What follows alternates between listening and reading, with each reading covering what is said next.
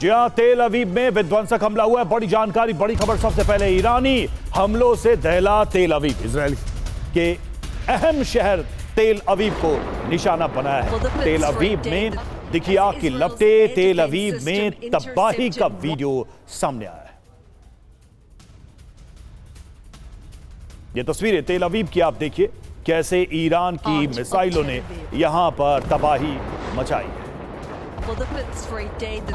As Israel's air defense system intercepted one Iranian missile after Israeli हमलों से Lebanon में भीषण तबाही नजर आ रही है। बेरूत में हिजबुल्लाह के कमांड सेंटर पर हमला किया गया। लेबनान की राजधानी को लगातार इजरायल टारगेट पर ले रहा और यह ताजा हमला। पिछले कुछ दिनों में लेबनान में 500 से ज्यादा हमलों को अंजाम दिया गया है।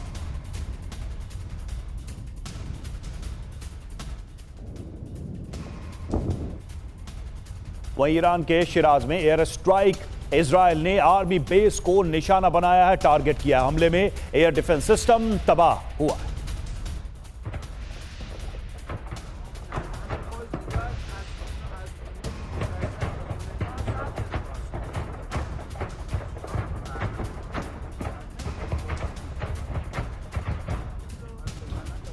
और देखिए, इस वक्त की एक बहुत बड़ी खबर आ रही है। खबर यह मिल रही है कि अभी अभी कुवैत पर एक बड़े हमले को अंजाम दिया गया। ईरान ने कुवैत में किया है बड़ा हमला। ईरानी मिसाइलों से कुवैत दहल उठा है। ये देखिए आप, अली अल सलेम एयरपोर्ट के पास भयानक आग।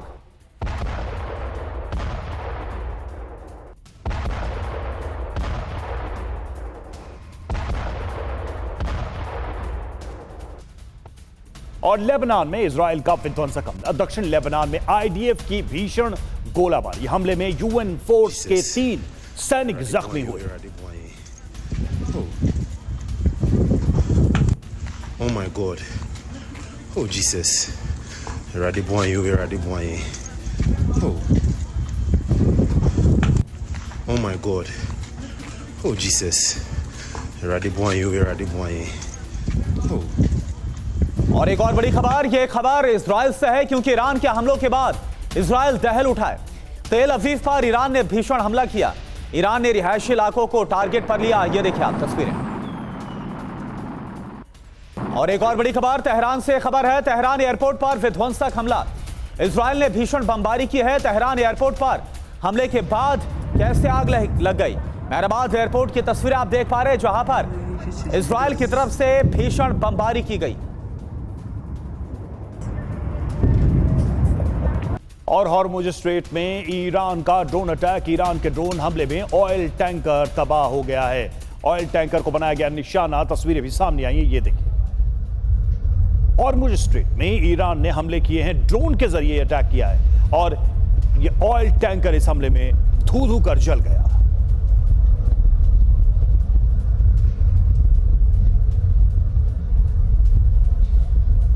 और देखिए आप, बड़ी खबर इराक से। इराक के बगदाद में एयर डिफेंस सिस्टम को एक्टिव किया गया। अमेरिका के विक्टोरिया बेस पर एक्टिव किया गया। सी रैम सिस्टम को सक्रिय किया गया है। लगातार बगदाद में बड़े हमले को अंजाम दिया जा रहा है, जहां पर अमेरिकी ठिकाना है।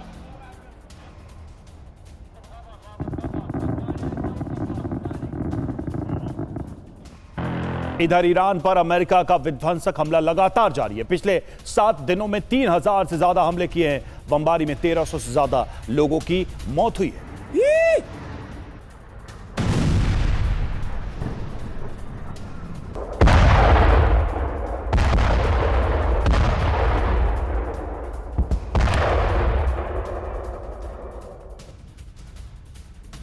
और इस बीच खबर यह है कि ईरान पर बहुत बड़े हमले की तैयारी चल रही है। जी हां, ट्रंप ने हथियारों का उत्पादन बढ़ाने का आदेश दिया है। हथियारों का उत्पादन 4 गुना बढ़ाने का आदेश दिया है। आधुनिक हथियारों के उत्पादन में तेजी लाएं, ये ट्रंप ने कहा है। अमेरिका की बड़ी हथियार कंपनियों के साथ ट्रंप की बैठक।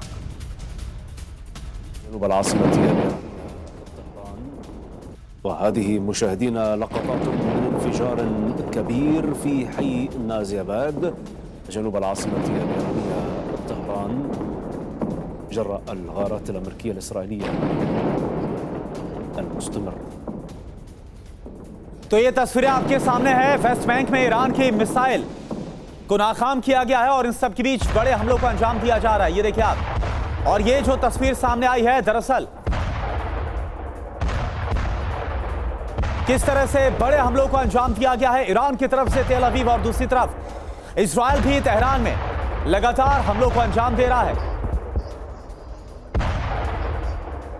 अमेरिका की बहुत बड़ी तैयारी है आगे हमलों को लेकर। राष्ट्रपति ट्रंप ने बड़ी बैठक की है, बड़ी हथियार कंपनियों के साथ इस बैठक को अंजाम दिया गया है। शेड्यूल पर चर्चा की गई है, 4 गुना प्रोडक्शन बढ़ाने का आदेश दिया गया है। इसके अलावा एडवांस हथियारों का प्रोडक्शन भी बढ़ाया जाएगा, जो खबर सामने आ रही है। जल्द हथियार उत्पादन प्राथमिकता पर है, 3 महीने से प्रोडक्शन का काम जारी है। बैठक में शामिल कंपनियां कौन कौन है, ये आप देखिए। BAE systems, Boeing, Lockheed Martin, Honeywell aerospace, L3 Harris solutions, Raytheon, ये वो तमाम जो कंपनियां हैं वो इसमें शामिल है।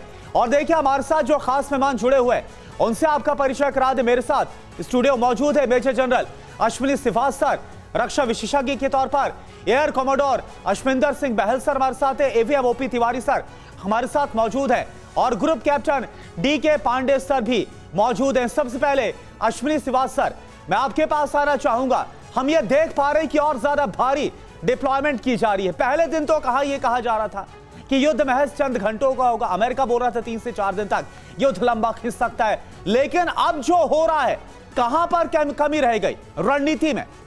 देखो करुणा, कहीं ना कहीं शुरू से ही गलती हुई है। हाँ, ऐसा लगता है कि अमेरिका और इजराइल ने अंडर एस्टिमेट किया ईरान को। उन्होंने ये सोचा था आयतुल्लाह अल खमैनी के साथ जो 40 टॉप मिलिट्री कमांडर और पॉलिटिकल लीडर मारने के बाद ये लड़ाई ज़्यादा लंबी नहीं चलेगी, मगर ऐसा नहीं हुआ। उसकी 4-5 वजह हैं। एक तो इन्होंने ईरान ने एक सक्सेशन प्लान बना रखा था कि अगर एक लीडर या एक नेता मारा जाता है या मिलिट्री कमांडर, उसको कौन सक्सेशन करेगा। दूसरा, इन्होंने IRGC को डिसेंट्रलाइज कर दिया, 31 प्रोविंस में बांट दिया और उनको बता दिया कि आप एक्शन डायरेक्ट ले सकते हैं।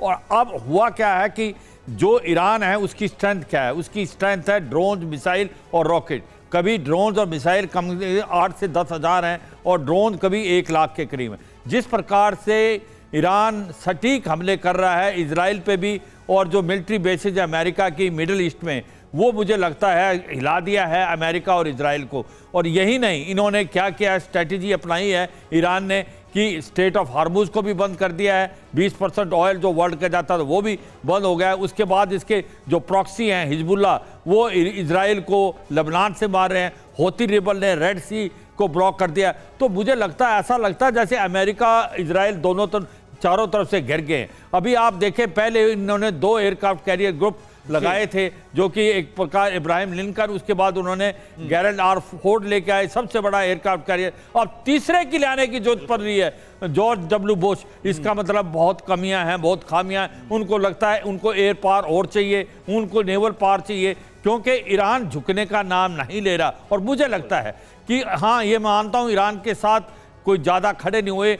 चीन और रूस ने मदद दी है, चीन और रूस ने हथियार भी दिए हैं, मिसाइल रॉकेट भी दिए हैं, ड्रोन भी, और अब उसको रियल टाइम बिल्कुल सर दे रहे। जो फर्स्ट वेव ऑफ अटैक था उसको ईरान ने कैसे हैंडल किया है, ये शायद चीन और रूस भी देख रहे होंगे। और अब शायद वो समझ रहे हैं कि ईरान लंबा खींच सकता है, तो अब मदद के लिए मैदान में आना होगा। इसको हम समझने की कोशिश करेंगे। हमारे साथ defence expert lieutenant general Sanjay Kulkarni sir भी मौजूद हैं, उनसे ही ये सवाल आगे रहेगा। और देखिए, इस बीच इराक के सेंट्रल बगदाद में हमले का वीडियो सामने आया है। अमेरिकी विक्टोरिया मिलिट्री बेस पर हमला हुआ है, कई सुसाइड ड्रोन ने टारगेट किया है। तो ये तस्वीर सामने आ रही है, और ये तस्वीर है इराक के सेंट्रल बगदाद की, जहां पर हमला किया गया है। अमेरिकी विक्टोरिया मिलिट्री बेस पर टारगेट किया गया। इराक के मिलिट्री बेसेस को पहले से ही निशाने पर लिए हुए है ईरान। और देखिए, लगातार ईरान की तरफ से दुबई में हमलों को अंजाम दिया जा रहा है। और एक बार फिर से दुबई इंटरनेशनल एयरपोर्ट के पास हुआ है एक बड़ा हमला। हालांकि इस बार इस हमले को नाकाम किया गया, जो खबर आ रही है।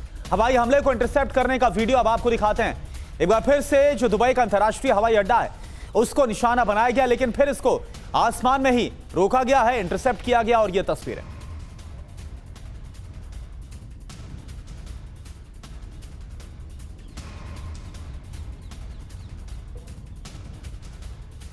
और देखिए, ईरान के तेहरान में हवाई हमले जारी हैं। राजधानी के आसपास के शहरों में भी हमले का दावा किया गया है।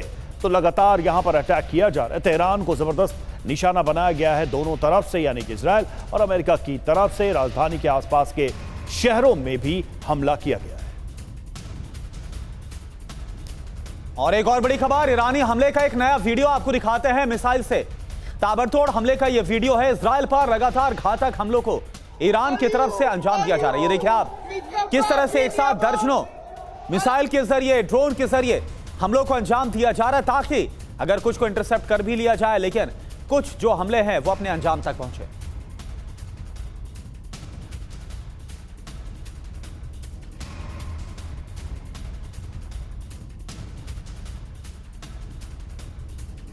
और इस बीच देखिए, ईरान ने जंग में उतारी है सबसे खतरनाक मिसाइल। अमेरिका और इजरायली ठिकानों पर हमला।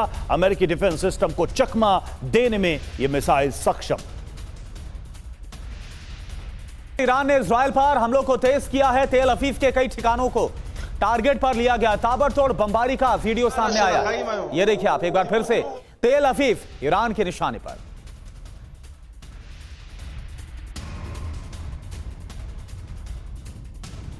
तो ये तस्वीरें आप देख पा रहे हैं, एक बार फिर से तेल अवीव को निशाने पर ईरान ने लिया है और मिसाइल के जरिए इस अटैक को अंजाम देने की कोशिश की गई। और इस बीच देखिए, सेंटकॉम ने जारी किया वीडियो। ईरानी सैन्य ठिकानों पर हमले का वीडियो जारी किया। ईरानी मिसाइल लॉन्चर तबाह करती दिख रही है अमेरिकी सेना।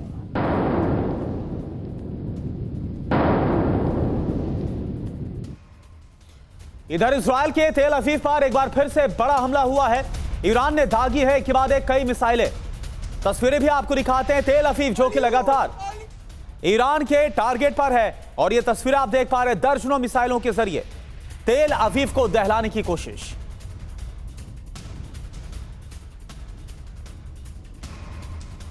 तो तेल अवीव पर लगातार हमले हो रहे हैं। मनीष झा हमारे साथ इस वक्त, हमारे सहयोगी ग्राउंड जीरो पर मौजूद हैं। एक बार चलते हैं उनके पास।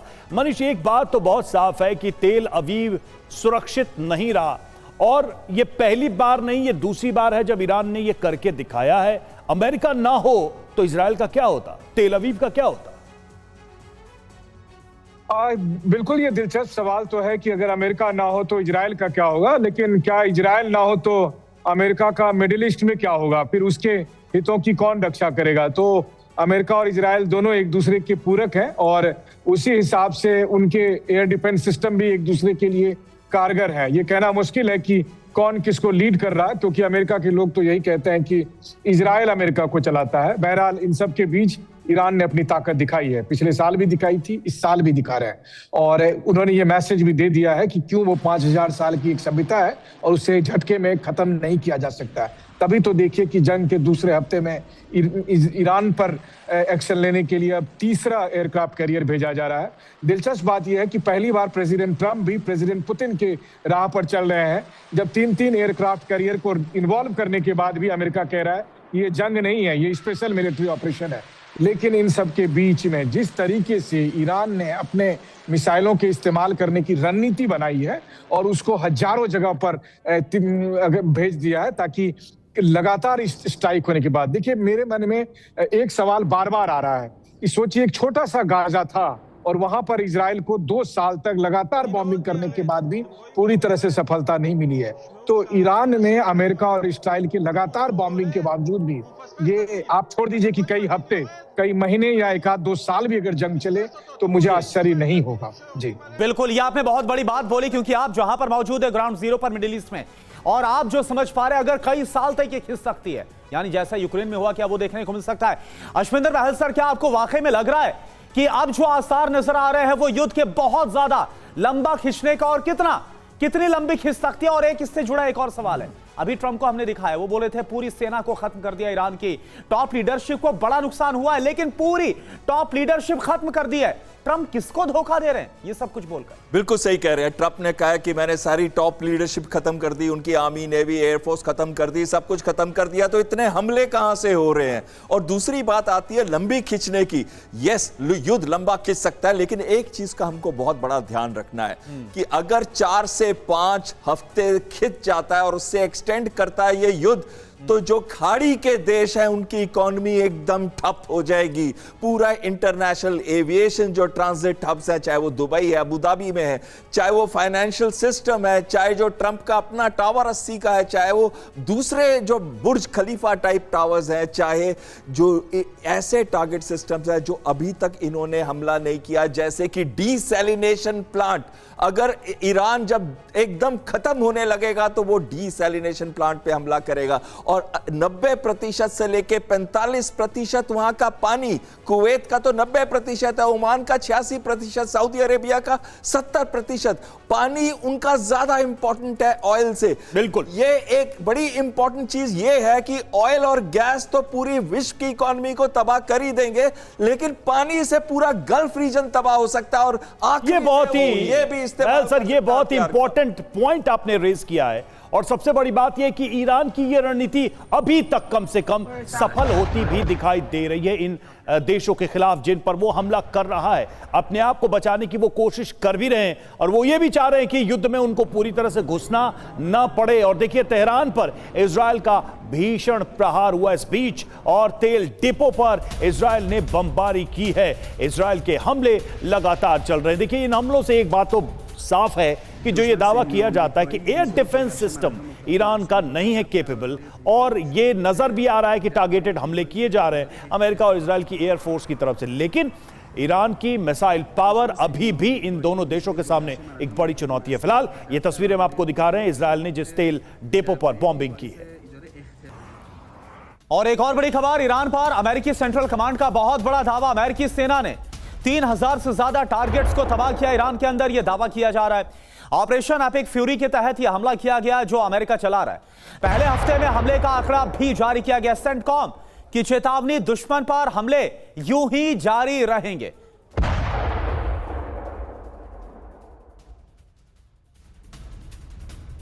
और ईरान ने दुबई पर फिर शुरू किए हमले। दुबई इंटरनेशनल एयरपोर्ट के पास हमले के बाद फ्लाइट्स की लैंडिंग को रोकना पड़ा। हमले के बाद इलाके में अफरा तफरी का माहौल।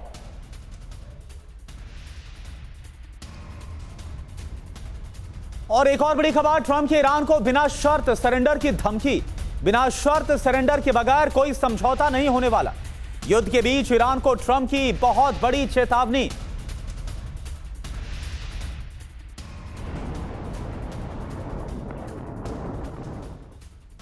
और जंग जल्द खत्म होने के आसार भी नहीं है, कई महीने लंबा खिंच सकता है ये युद्ध।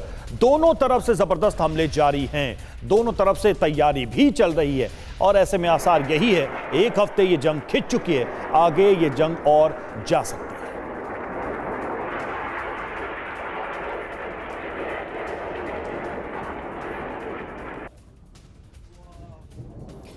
और चलिए अब आपको बताते हैं कि आखिर ये जंग लंबी क्यों खिंच सकती है, इसके पीछे का आधार क्या है। ईरान युद्ध में कब तक जलेगी पूरी दुनिया, ट्रंप ने क्या कहा है।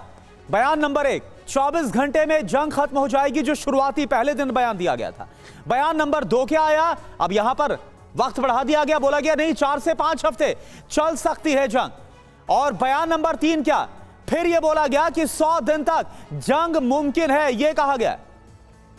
अब रिपोर्ट क्या कहती है, लंबी चल सकती है ये जंग। लंबी जंग क्यों, तो पेंटागन लंबी जंग की तैयारी में जुटा हुआ है, खबरें जो आ रही हैं उसके हिसाब से, और लंबी जंग के लिए संसाधन तैयार किया जा रहा है। खुफिया अभियानों का विस्तार भी किया जा रहा है। सेंटकॉम में खुफिया अधिकारियों की तैनाती की गई है। कम से कम सितंबर तक युद्ध चलेगा, और सितंबर के आगे भी ये युद्ध बढ़ सकता है। ये अब तक की संभावनाएं दिख रही हैं, जो खबरें हैं, जो तैयारी है, उन सबको देखते हुए हमारे साथ हमारे लोअर स्टूडियो में इस वक्त ओपी तिवारी सर और संजय कुलकर्णी सर मौजूद हैं। कुलकर्णी सर, सबसे पहले आप ही के पास आ रहा हूं मैं। कितनी लंबी जंग चल सकती है, मतलब जो तैयारी है, जो ईरान का जो जवाबी हमला है, जिस तरह का अंतर्राष्ट्रीय समीकरण बन रहा है और बिगड़ रहा है, जिन पर भरोसा था वो आए नहीं, जिधर से भरोसा नहीं था वो लोग वॉर में शामिल होते दिखाई दे रहे हैं। आपका कैलकुलेशन क्या कहता है? बहुत बहुत धन्यवाद रवि। सबसे पहले तो आपने खुद देख लिया कि ये जंग को एक हफ्ता हो चुका है। शायद कम ही लोगों को इस बात का एहसास या लगा होगा ये जंग एक हफ्ता खींचेगी, और जिस प्रकार से पलटवार ईरान ने किया है काबिल तारीफ़। पर सवाल ये है कि क्या ईरान के ऊपर जिस तरीके से ज़बरदस्त ईरान का नुकसान हुआ है, जिसके बारे में हम लोगों को ज़्यादा नहीं मालूम है शायद, कि ईरान में बहुत भारी नुकसान हुआ है। और ईरान ने जिस तरीके से 500 मिसाइल्स और तकरीबन 1,500 अपने ड्रोन्स फायर किए हैं, उसके मुकाबले में सिवाय टेल अवीव में जहाँ पे इजराइल का ज़रूर नुकसान हुआ है, 15 अरब डॉलर का नुकसान इजराइल का हुआ है। पर सवाल ये है कि क्या ये ईरान अब लड़ाई खींच सकता है? अमेरिका ने ईरान को जांच लिया है कि ईरान में काबिलियत कितनी है और क्या कर सकता है ईरान। मुझे नहीं लगता है ये ईरान का मकसद है जंग को खींचना। अमेरिका का मकसद है जल्द से जल्द जंग को ख़त्म करना, उसकी जो IRGC है उसको बर्बाद करना, उसकी नेवी को बर्बाद करना, उसके न्यूक्लियर इंस्टॉलेशन को बर्बाद करना, उसकी लीडरशिप को बिल्कुल वहाँ खलबली मचाना। इस हालत को देखते हुए मुझे नहीं लगता है ये ईरान ये जो 4 हफ्ते का वक्त दिया है अमेरिका ने, यह शायद काफ़ी होगा। बिल्कुल, और ट्रंप भी नहीं चाहेंगे कि लंबी और ज्यादा जंग चले, क्योंकि जितना ज्यादा खिंचेगी उतना विरोध भी अमेरिका के फैसले का होता हुआ नजर आएगा आंतरिक तौर पर। एक और बड़ी खबर, इजराइल का एक बार फिर से ईरान पर बड़ा हमला हुआ है। तेहरान के मेहराबाद एयरपोर्ट पर धमाका हुआ, तस्वीरें आपको दिखाते हैं। ये देखिए, धमाके के बाद भीषण आग लग गई। एयरपोर्ट जोन से धुएं का गुबार उठता हुआ नजर आ रहा है। धमाके का नया वीडियो सामने आया।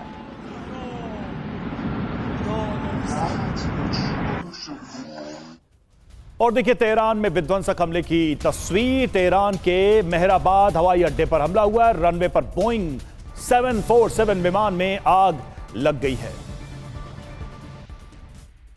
तो उसी रनवे पर इस विमान की तस्वीर हम आपको दिखा रहे हैं तेहरान में, और तेहरान के मेहराबाद हवाई अड्डे पर यह हमला हुआ है।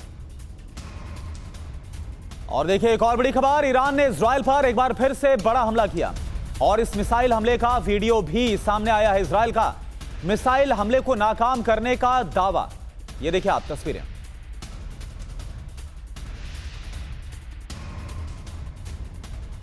और इधर ईरान के शिराज में विनाशक अमेरिकी हमला हुआ। एयर डिफेंस बेस अमेरिकी हमले में हुआ है तबाह।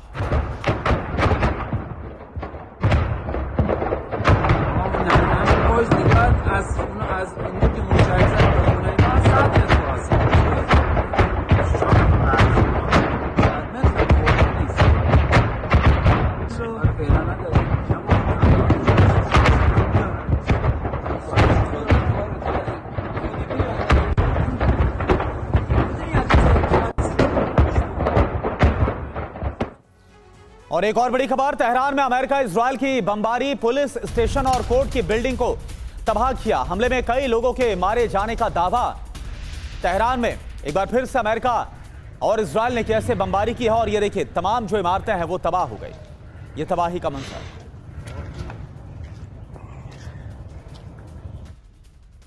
और लेबनान के बेरूत में हमले का वीडियो सामने आया। दक्षिणी शहरों में भारी गोलीबारी की खबर है। धमाकों की आवाजें सुनी गई हैं, बैक टू बैक फायरिंग की आवाजें भी कई इलाकों में सुनी गई।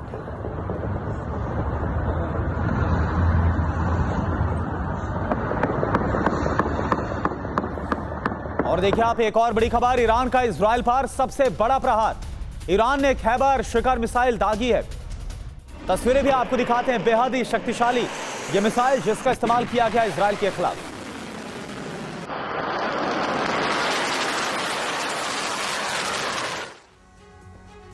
और ईरान का कई मिसाइलों से एक साथ प्रहार, जिसमें कद्र, इमाद, खैबर मिसाइलें शामिल हैं। इनसे ईरान ने अटैक किया है। जैसा हम आपको लगातार बता भी रहे हैं कि ईरान के पास मिसाइलों की एक बड़ी रेंज है और इन मिसाइलों का इस्तेमाल किया जाए।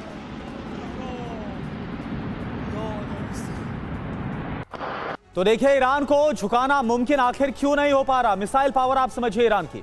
ईरान के पास अंडरग्राउंड मिसाइल सिटी मौजूद है, और इस मिसाइल सिटी में सभी तरह की मिसाइलें। ईरान के पास 3 अंडरग्राउंड मिसाइल सिटी है। जाग्रोस, एलब्रुज जैसी पहाड़ियों के नीचे मिसाइल, पहाड़ियों में 800 मीटर नीचे ये मिसाइलें हैं। ड्रोन पावर आप समझिए 313 अंडरग्राउंड ड्रोन बेस है।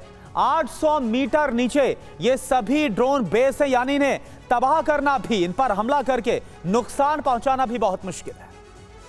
तो ईरान की ताकत, और देखिए US national energy dominance council की चेतावनी सामने आई है। क्या है चेतावनी? तो ईरान के तेल भंडार पर कब्जा करने की चेतावनी है और कहा है कि हम ईरान का सारा तेल हासिल करेंगे। और एग्जीक्यूटिव डायरेक्टर जेरोड एजिन ने दावा किया है।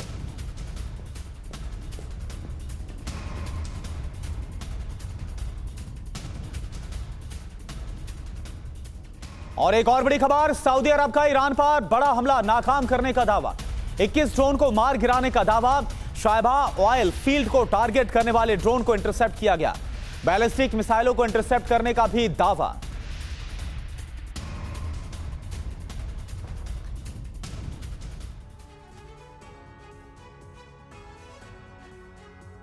और देखिए जिस तरीके से ये सारी सिचुएशन बन रही है, हमारे साथ एवीएम ओपी तिवारी मौजूद है स्टूडियो में। तिवारी सर, एक बात तो साफ है, बहुत क्लियर है, इस वॉर को लेकर नॉन कॉन्टैक्ट वॉर है ये, यानी एयर सुपीरियोरिटी जिसकी है वो इस युद्ध में डोमिनेट करेगा।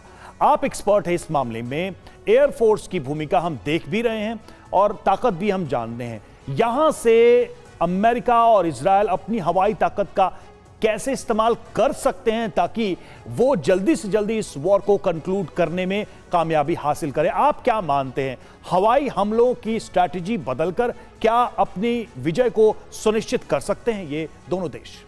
रवि, यूक्रेन वॉर में, इस वॉर में एक नया डायमेंशन ऐड हो चुका है। इन वॉरों में आर्मी की थोड़ी इन्वॉल्वमेंट काफ़ी कम हो गई है। जिस तरीके से वॉर चल रहा है, देखिए अमेरिका कहाँ पर है, अमेरिका के जो एयरक्राफ्ट है, एयर सपोर्ट्स है, वो दूर है काफ़ी, वो कैरियर से एयरबोर्न होकर वहाँ ड्रॉप कर सकते हैं। इजराइल का भी जो ईरान से बॉर्डर काफ़ी दूर है, तो ये अपने बॉम्ब्स गिरा रहे हैं।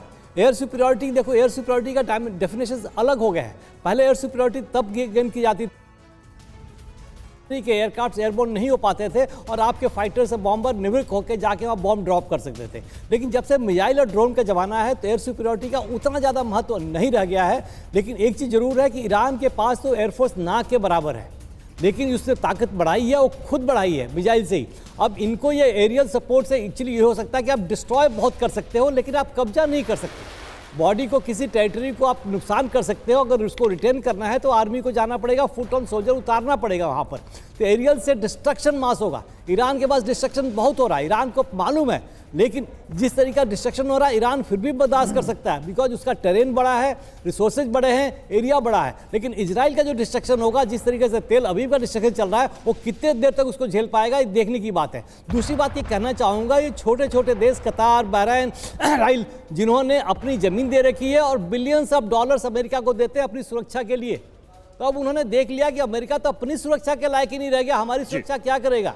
तो ये जब तक ये डॉलर्स देना बंद करेंगे, पेट्रोल डॉलर्स बंद करेंगे, तभी जाके अमेरिका, इनका ही प्रेशर पड़ेगा, तभी डॉलर ट्रंप पीछे वापस आ सकते हैं, बिकॉज इनकी सारी इनकम यहीं से है। बिल्कुल सर, ये लड़ाई जो है रीडिफाइन भी कर रही है देशों के अपने अपने परसेप्शन को लेकर, सिक्योरिटी को लेकर, अपनी ताकत को लेकर, और खासकर मिडिल ईस्ट देशों को जो लगता था कि वो सुरक्षित है, उन पर कोई हमला नहीं करेगा, ईरान ने शायद उस परसेप्शन को भी तोड़ा है। और देखिए ईरान का कई मिसाइलों से एक साथ प्रहार, जी हां, कद्र, इमाद, खैबर, इन सभी मिसाइलों का प्रयोग ईरान कर रहा है लगातार अपने टारगेट्स को हिट करने में। जैसा कि हमने बताया अभी आपको कि एक लंबी बड़ी रेंज है ईरान के पास मिसाइलों की, और हमारे एक्सपर्ट्स भी बता रहे हैं कि किस तरह से इन मिसाइलों का बहुत ही स्ट्रैटेजिक इस्तेमाल किया है ईरान ने इस बार युद्ध में। और देखिए इस बीच लेबनान के बेरूत में भी इजराइल की तरफ से बड़े हमलों को अंजाम दिया जा रहा है, और इसका वीडियो आपको दिखाते हैं। दक्षिणी शहरों में भारी गोलाबारी हो रही है, धमाकों की आवाजें आप जरा सुनिए, बैक टू बैक फायरिंग की आवाज से कई इलाके गूंज रहे हैं।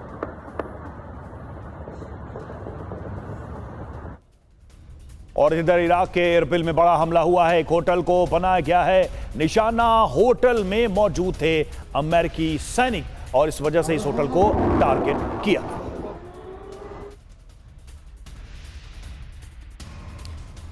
और एक और बड़ी खबर, ईरान ने इजराइल पर हमलों को और तेज किया, तेल अवीव के कई ठिकानों को टारगेट पर लिया गया। ताबड़तोड़ बमबारी का एक और वीडियो आपको दिखाते हैं। ईरान ने इजराइल पर, तेल अवीव पर और बड़े हमलों को अंजाम दिया है और इससे नुकसान भी हो रहा है।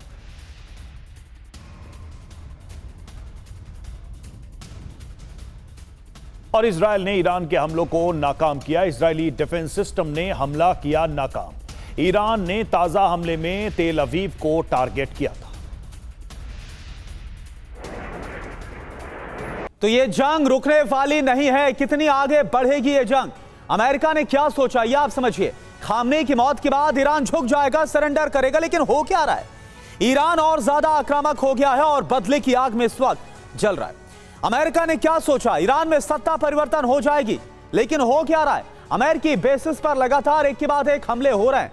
इसके अलावा अमेरिका ने क्या सोचा था कि ईरान बातचीत की टेबल पर आएगा? अभी भी ट्रंप बोल रहे हैं कि भाई सरेंडर कर दो, लेकिन क्या हो रहा है?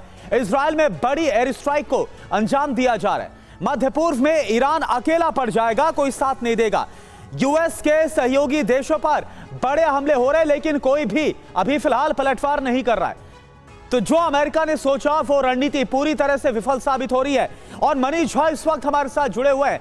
मनीष, जो डोनाल्ड ट्रंप की तरफ से सोचा गया सब कुछ उसके एकदम उल्टा हो रहा है। और डोनाल्ड ट्रंप अब भी ये बोल रहे हैं कि सरेंडर कर दो, तुमको बख्श देंगे। डोनाल्ड ट्रंप ये बोल रहे हैं कि पूरी सेना, पूरी एयरफोर्स, सब कुछ हमने ईरान का तबाह कर दिया, लेकिन फिर भी ईरान हमलों को अंजाम दे रहा है।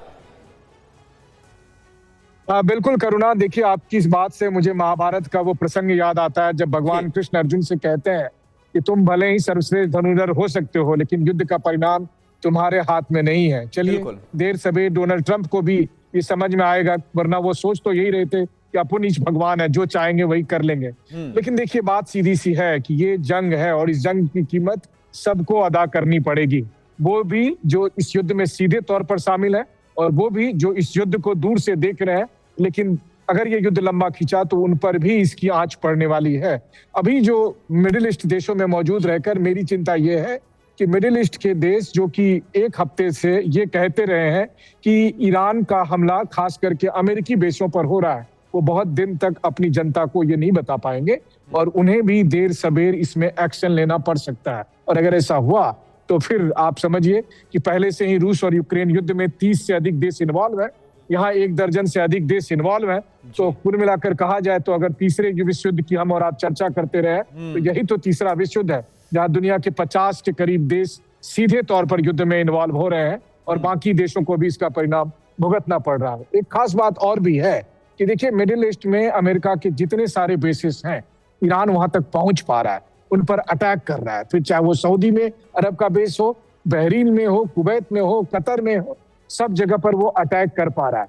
हाँ, ये बात भी है कि अमेरिका और इजराइल पूरी ताकत के साथ ईरान को मटियामेट करने में लगे हुए हैं, लेकिन अभी तक तो यही दिख रहा है कि मामला कतई एक तरफा नहीं है। अब इस जंग का परिणाम किसके पक्ष में जाएगा ये बहुत हद तक निर्भर करता है कि ईरान अपने मिसाइलों को कितने दिन तक इस्तेमाल कर पाता है, और उससे ही फिर पता चलेगा कि अंतिम विजेता कौन है। लेकिन डोनाल्ड ट्रंप विजेता नहीं होंगे, लगभग कम से कम यही दिख रहा है अभी। बड़ी बात है मनीष। और जंग में हार और जीत सिर्फ इससे तय नहीं होती है कि कौन मैदान में जीतेगा, कौन हारेगा, क्योंकि जंग की चीजें बहुत आगे तक जाती हैं, क्योंकि इस जंग के बाद एक निर्माण का भी जंग शुरू होगा और वहीं से तय होगा कि किसकी हार हुई है, किसकी जीत हुई है। क्योंकि ईरान में अगर कुछ भी नहीं बदला तो इसका मतलब है कि इस युद्ध का कोई मतलब नहीं था। क्या ऐसा कर पाएंगे ट्रंप? ये बड़ा सवाल है। तमाम मेहमान हमारे साथ जुड़े हुए थे इस चर्चा में, बहुत बहुत शुक्रिया।